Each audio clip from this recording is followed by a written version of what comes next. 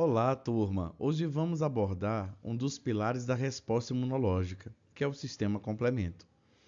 Esse é um mecanismo essencial para a defesa do nosso organismo.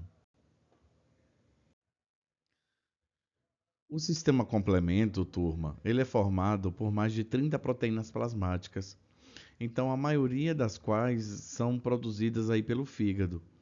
Essas proteínas têm um papel fundamental na defesa contra patógenos, atuando de forma coordenada para facilitar a destruição de micro-organismos invasores e a regulação da resposta imune.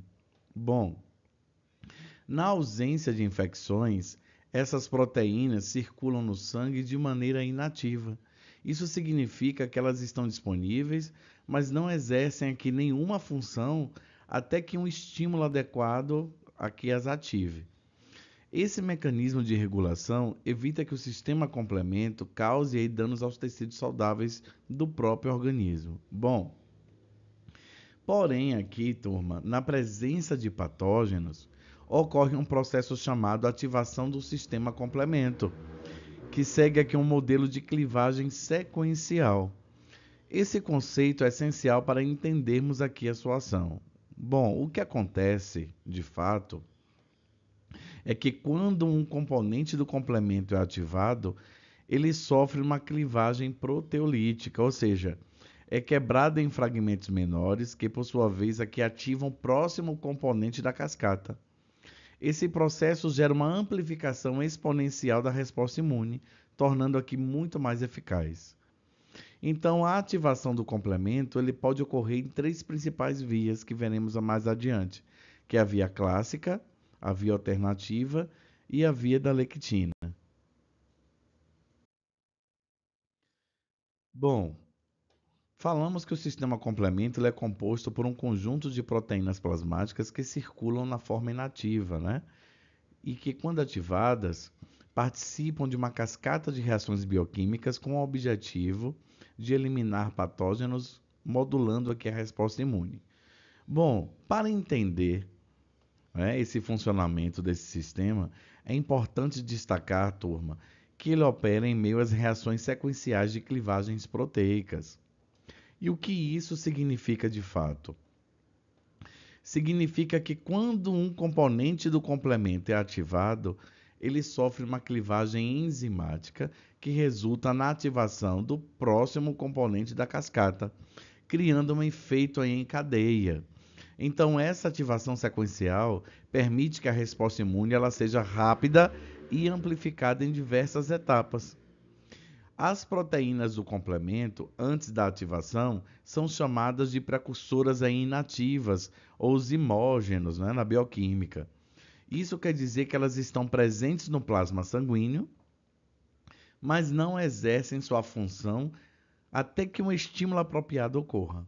Então, esse estímulo pode ser a presença de um micro-organismo invasor, um complexo antígeno-anticorpo ou outros sinais de perigo no organismo.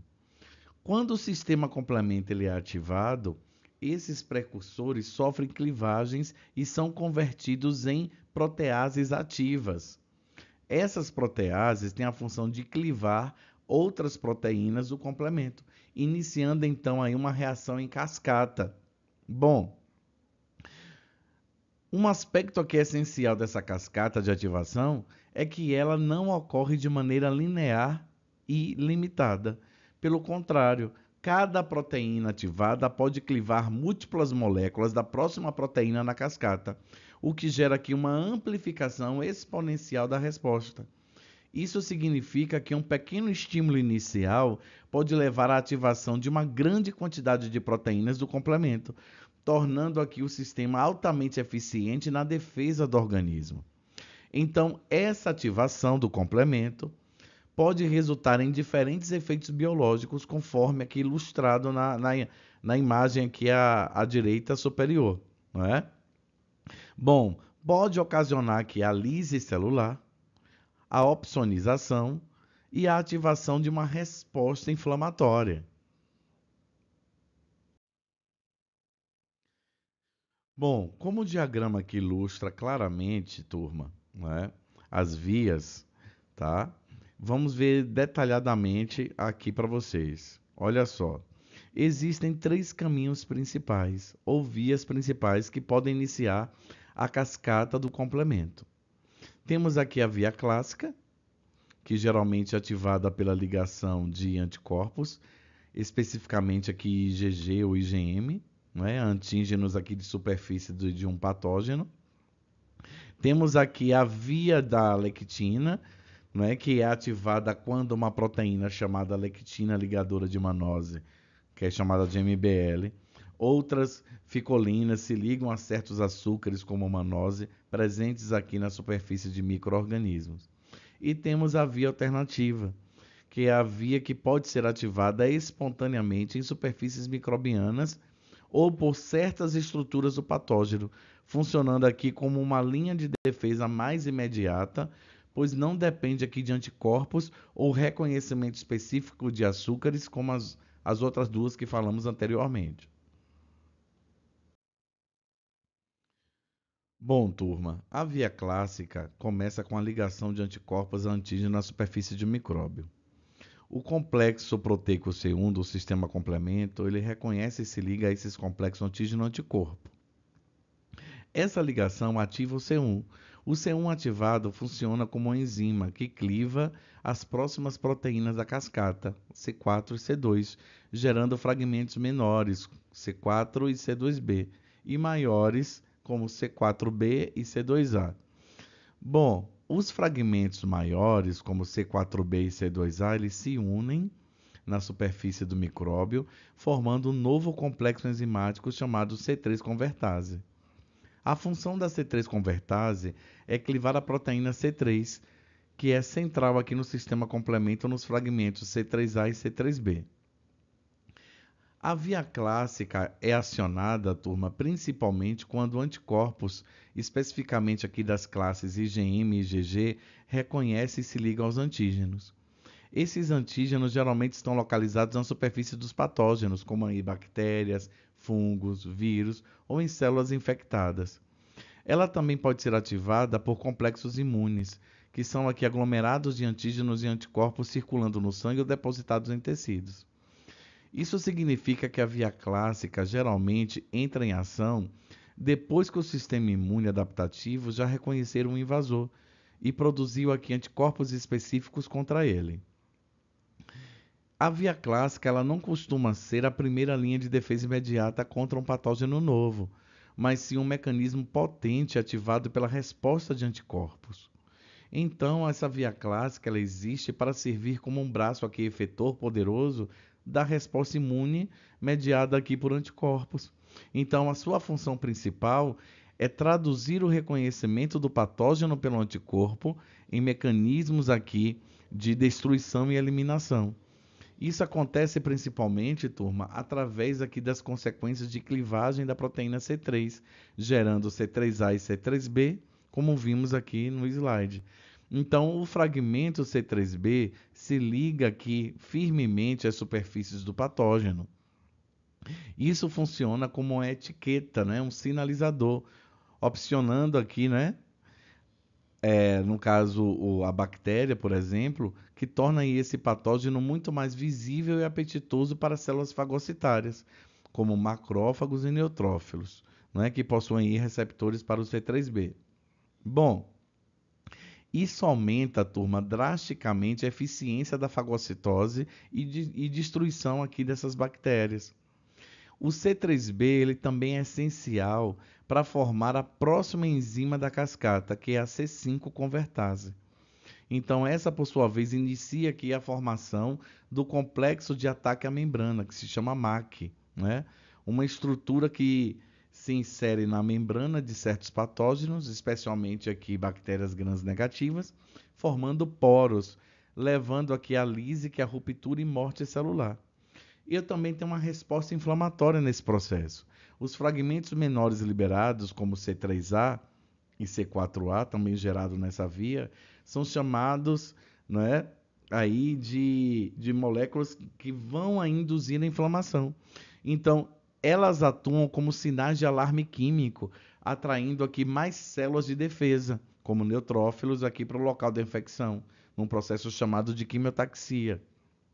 e ativando aqui células como mastócitos e basófilos para liberar aqui mediadores inflamatórios, e isso ajudando aqui a conter a infecção e recrutar reforços. Bom, turma, prosseguindo aqui com as vias de ativação do sistema complemento, chegamos agora à via da lectina. Essa via representa um mecanismo elegante da imunidade inata, permitindo que o corpo reconheça, né, e ataque aqui patógenos mesmo antes da produção de anticorpos específicos.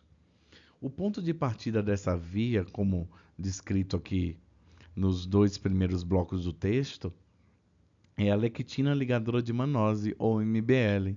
Então, a MBL é uma proteína solúvel que circula livremente no nosso plasma sanguíneo. Ela pertence a uma classe de moléculas chamadas colectinas, que funcionam aqui como receptores de reconhecimento de padrões. Então, sua função é reconhecer com especificidade certos padrões moleculares encontrados na superfície dos micro-organismos. Então, esse slide aqui destaca o reconhecimento de manoses terminais presentes em polissacarídeos. A manose é um tipo de açúcar frequentemente encontrado em arranjos específicos nas glicoproteínas e polissacarídeos de bactérias, fungos, leveduras e alguns vírus. Crucialmente, turma, esses padrões de manose e outros açúcares, enfim, também reconhecidos aqui por MBL ou outras lectinas, como as ficolinas, são diferentes dos padrões de carboidratos expostos nas células humanas. Isso permite que a MBL discrimine entre o que é próprio e o que é não próprio no nosso corpo. Quando o MBL encontra um patógeno e se liga aos seus padrões de carboidrato característicos, como mostrado aqui na imagem, no diagrama, ela desencadeia a próxima etapa. A MBL ela não circula sozinha, ela está associada a outras proteínas, chamada aqui de MASPs, né? Principalmente aqui a MASP1 e MASP2. Essas MASPs elas são chamadas de zimogênios, ou seja, enzimas inativas, até que a MBL se liga ao patógeno. A ligação da MBL a múltiplos resíduos de mannose, aqui na superfície microbiana, vai induzir uma mudança conformacional no complexo MBL-MASP, levando à ativação das MASPs, tá? Então, é importante notar que, embora que o slide simplifique dizendo que a lectina ganha capacidade de clivagem, são as MASPs ativadas que funcionam como enzimas proteolíticas, não é? De forma análoga aqui à subunidade C1R e C1S da via clássica. A MASP2, ela ativada, ela vai clivar aqui então as proteínas do sistema complemento, né? No caso aqui C4 e C2. Assim como na via clássica, a clivagem da C4 gera C4A, né? Que é liberado aqui no caso e tem como função a resposta inflamatória. E C4B, que se liga covalentemente à superfície do patógeno. A clivagem de C2, após se ligar aqui a C4B, gera C2A e C2B. Então, turma, a partir desse ponto, a via da lectina converge totalmente com a via clássica. Então, o fragmento C4B, covalentemente ligado aqui à superfície microbiana, ela se une ao fragmento C2A, formando aqui um complexo C4B e C2A, que na verdade esse complexo é a C3 convertase. Então, é crucial entender que a C3 convertase, formada pela via da lectina, é exatamente a mesma em composição e função que a C3 convertase formada pela via clássica. Então, como enzima, essa C3 convertase atua sobre a proteína C3, clivando ela em C3A e C3B. O que é a C3A? Vai liberar como mediador inflamatório e a C3B que se liga covalentemente à superfície do patógeno, fazendo o quê? Uma opsonização, não é? Então, vai se associar aí, né, a C3 convertase para formar a C5 convertase, que é a próxima etapa da cascata, como já vimos lá na via clássica. Bom, turma, Finalizando aqui a nossa análise das vias de ativação, vamos agora detalhar a via alternativa. Essa é uma via fundamental aqui para a imunidade inata, no caso, pois funciona como um sistema de vigilância constante, capaz de ser ativado diretamente em superfícies microbianas sem a necessidade prévia de anticorpos ou lectinas. Bom, o primeiro ponto-chave destacado no texto é a clivagem espontânea da proteína C3 em fragmentos C3A e C3B. O que acontece é que no nosso sangue e fluidos corporais, a proteína C3 sofre constantemente uma hidrólise, uma quebra espontânea em baixa taxa, gerando aqui uma forma ativada chamada de C3. Então, essa C3 pode então interagir com outros fatores para gerar as primeiras moléculas C3B. Bom, o segundo ponto crucial é que na presença de uma infecção, o fragmento C3b se ligará com avidez à superfície do patógeno. Esse C3b inicial, gerado espontaneamente, pode se ligar a qualquer superfície. Nossas células, elas possuem proteínas reguladoras na membrana, como DAF, MCP e fator H, que rapidamente inativam qualquer C3b que se liga a elas, protegendo nossos tecidos. Muitos micróbios não possuem esses mecanismos de proteção. Então, portanto, o C3b que se deposita nessas superfícies permanece ativo por muito mais tempo, permitindo aqui que a cascata continue. Então, aqui precisamos detalhar que é um passo muito importante que o diagrama e o texto simplificam. Uma vez que o C3b está estabilizado na superfície microbiana, acontece o seguinte: ele se liga a uma proteína plasmática chamada de fator B. O fator B ligado é então clivado por outra protease sempre ativa no plasma, não é? Que é chamado de fator D. Isso libera um fragmento BA e deixa o fragmento maior, né? Que é o BB, ligado a C3b. O complexo resultante disso tudo é a molécula C3BBB. E o que é isso? É a C3 convertase da via alternativa.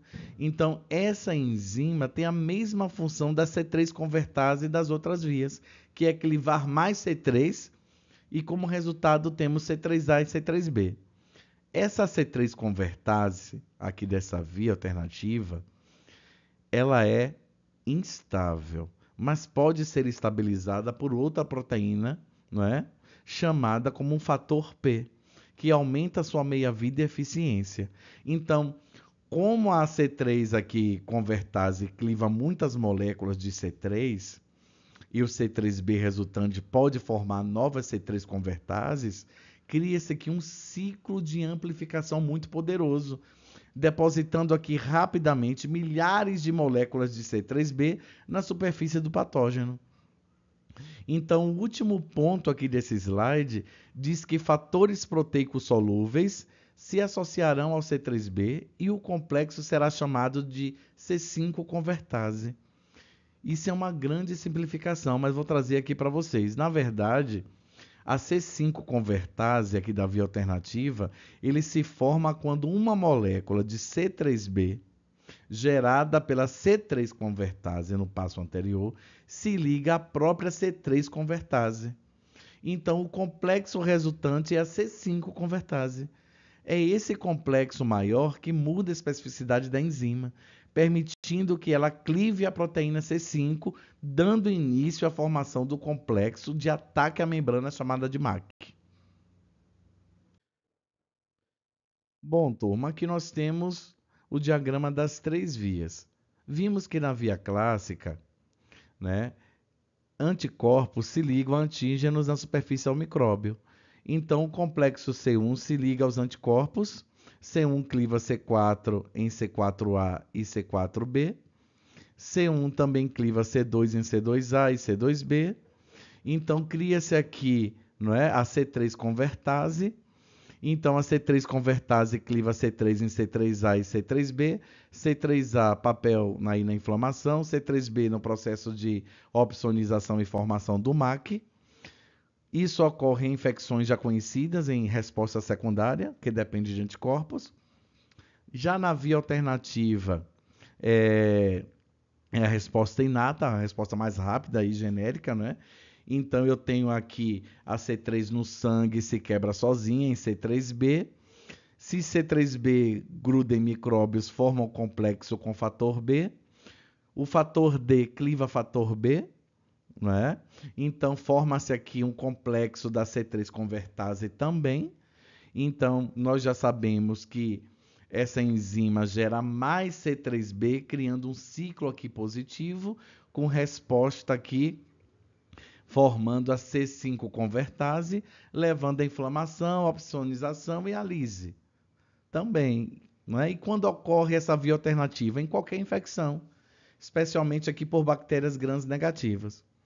E temos aqui também a via da lectina, que é uma resposta também inata, agora é específica para carboidratos, não podemos esquecer. Então, a MBL, que é a lectina de ligação à mannose, se liga a açúcares, no caso aqui mannose, na superfície de micróbios. A MBL ativa as proteínas MASP1 e MASP2. A MASP2 vai clivar C4 e C2. Forma-se aqui a C3 convertase, a clássica, que nós já sabemos. Todas as vias se convergem na formação dessa C3 convertase. Essa C3 vai clivar C1, vai se clivar e formar C3A e C3B, gerando aí resposta inflamatória, não é? Com a C3A, C3B, opsonização e formação do complexo MAC para destruição das bactérias, e aqui no caso fungos também, não é? Com mannose aqui na superfície. Qual o resultado final dessas três vias? Todas levam a inflamação, opsonização e lise celular, né? Clássico aqui dessas três vias que já aprendemos. Turma, mais uma vez, não podemos esquecer. A ativação do C3 desencadeia três mecanismos de defesas principais, como ilustrado aqui no slide. Vamos falar aqui da opsonização. É o processo de marcar ou cobrir um patógeno para facilitar a sua destruição. Então, quando o C3 é clivado, o fragmento C3b se liga fortemente à superfície do micróbio. É como colocar uma etiqueta de perigo ou coma-me no invasor. Então, células de defesa chamadas de fagócitos, como macrófagos, neutrófilos, né, têm receptores que reconhecem essa etiqueta C3b. Isso torna muito mais fácil para elas aqui encontrarem e agarrarem, comerem, fagocitarem que o patógeno. O slide descreve isso como recobrimento do patógeno. E a citólise, o que é? É a destruição direta da célula invasora, causando sua explosão ou lise. Então, a ativação do complemento, que começa com o C3, leva através de etapas posteriores, né, ativando C5, a formação de uma estrutura chamada complexo de ataque à membrana, chamado de MAC. O MAC se insere na membrana do patógeno como se fosse uma agulha ou um canudo, criando vários furinhos, criando poros, né? Esse poro desregula o interior da célula, permitindo aqui a entrada de água e a saída de componentes essenciais, levando aqui ao rompimento da membrana plasmática e à morte do micróbio. Isso é eficaz contra certas bactérias. E a inflamação?